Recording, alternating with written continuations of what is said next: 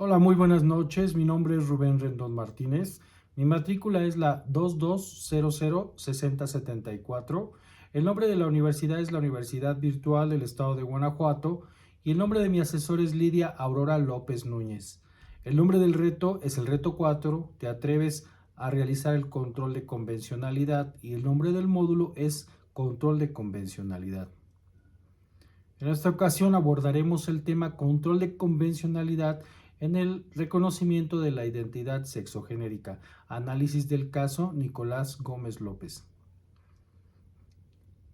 En este caso analizaremos una problemática jurídica contemporánea sobre el derecho a la identidad personal, específicamente en su dimensión sexogenérica y la tensión existente entre procedimientos administrativos y judiciales para su reconocimiento legal. Este análisis académico aborda implicaciones constitucionales y convencionales que surgen al resolver el amparo indirecto presentado por Nicolás Gómez López. Hechos del caso: Rosaura Gómez López fue registrada con ese nombre el 10 de junio de 1992, aproximadamente 6 meses antes de la promoción del amparo. Acudió al registro civil solicitando la modificación de su acta de nacimiento para adecuarla a la identidad sexogenérica masculina, solicitando el cambio de nombre a Nicolás Gómez López y la modificación del dato relativo al sexo. Ante la omisión de la respuesta por parte de la autoridad registral, Nicolás promovió un juicio de amparo indirecto. En respuesta, el registro civil informó que, conforme a la legislación local vigente, dicha modificación debía transmitirse por vía judicial mediante un juicio especial oral, reservando la vía administrativa únicamente para casos de cambio de apellidos por reconocimiento voluntario de hijos. Veamos el marco aplicable. Precedente. Este amparo directo en revisión, me gustaría mencionarlo, el 2424-2011. Este precedente de la primera sala de la Suprema Corte de Justicia de la Nación establece que el derecho al nombre es un derecho humano fundamental, protegido por el artículo 29 constitucional y el artículo 18 de la Comisión Americana de los Derechos Humanos. Está regido por el principio de autonomía de la voluntad. Las restricciones a este derecho deben ser proporcionales y justificadas. La inmutabilidad del nombre no constituye un fin legítimo en sí mismo. Bloque de constitucionalidad relevante. El derecho al nombre es un derecho humano. La Constitución Política de los Estados Unidos Mexicanos, en su artículo 1, nos habla del reconocimiento de derechos humanos y el principio pro persona. El cuarto menciona la igualdad y el 29 derechos no suspendibles. La Convención Americana sobre los Derechos Humanos, artículo 3, derecho al reconocimiento de la personalidad jurídica; el quinto, integralidad personal; el 11, protección de la honra y dignidad; y el 18, el derecho al nombre. El Pacto Internacional de Derechos Civiles y Políticos, por ejemplo, en su artículo 16 y 17, nos dice personalidad jurídica e igualdad ante la ley. También es importante mencionar la opinión consultiva OC 2417 de la Corte Interamericana de Derechos Humanos sobre identidad de género.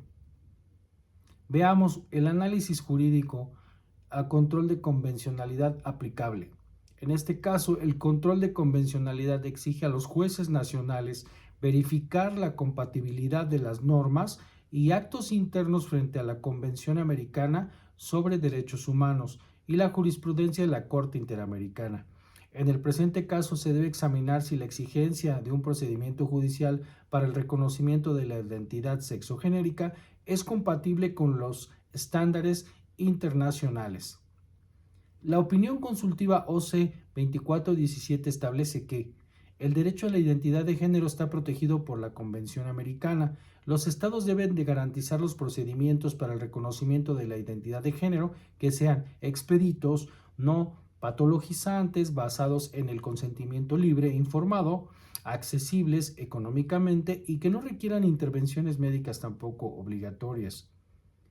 Veamos el análisis de proporcionalidad. La distinción legislativa que impone un procedimiento judicial para el reconocimiento de la identidad sexogenérica debe someterse a un test de proporcionalidad. Fin legítimo. Si bien puede argumentarse que el procedimiento judicial busca dar certeza a modificaciones sustanciales en el estado civil, este fin podría alcanzarse por medios menos gravosos. Idoneidad. El procedimiento judicial no necesariamente es el único idóneo para verificar la voluntad libre e informada de la persona. Necesidad. Existen medidas menos restrictivas como el procedimiento administrativo que podría cumplir el mismo propósito con menor afectación a los derechos. Y la proporcionalidad en sentido estricto. El beneficio de la seguridad jurídica mediante un procedimiento judicial no compensa la afectación al derecho a la identidad personal, considerando además los costos, tiempos y cargas procesales que se pudieran dar adicionales. Interpretación conforme y principio pro persona. Siguiendo el mandato del artículo 1 constitucional, debe adoptarse la interpretación más favorable a la protección de los derechos de la persona. En este caso, permitir el trámite administrativo para el reconocimiento de la identidad sexogenérica amplía el espectro de protección del derecho a la identidad personal.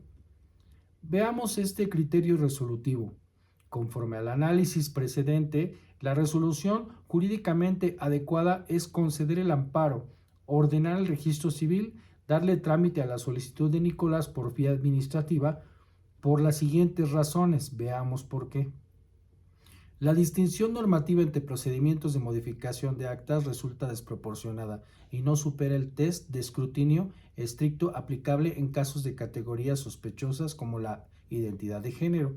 La exigencia de un procedimiento judicial constituye una barrera de acceso injustificada al reconocimiento de la identidad contraria a los estándares interamericanos.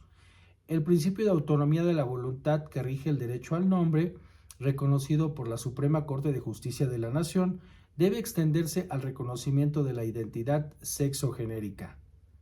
La interpretación conforme exige armonizar la legislación local con los estándares más protectores de derechos humanos y de tratados internacionales, aquello que más beneficie a la persona. Conclusiones. Vemos, en el caso de Nicolás Gómez López, ilustra la necesidad de realizar un efectivo control de convencionalidad en la interpretación y aplicación del derecho interno. La distinción entre procedimientos administrativos y judiciales para la modificación de actas del Estado civil debe ceder ante el imperativo constitucional y convencional de garantizar el procedimiento expedito y accesible para el reconocimiento de la identidad sexogenérica.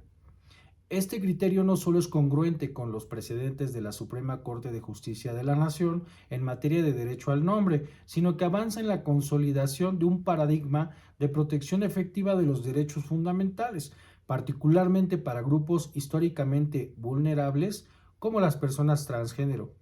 La solución favorable del amparo constituiría un precedente significativo para la desarticulación de barreras procedimentales que obstaculicen el pleno reconocimiento de la identidad personal, reafirmando el compromiso del Poder Judicial con el control de convencionalidad, aplicando herramientas para la efectiva protección de los derechos humanos de los ciudadanos. Me despido con esta frase, como dice José Saramago: la identidad de una persona consiste simplemente en ser y el ser no puede ser negado. En consecuencia, podemos decir que es un derecho inherente al ser humano, fundamental, ontológico e irreductible. Muchas gracias y buenas noches.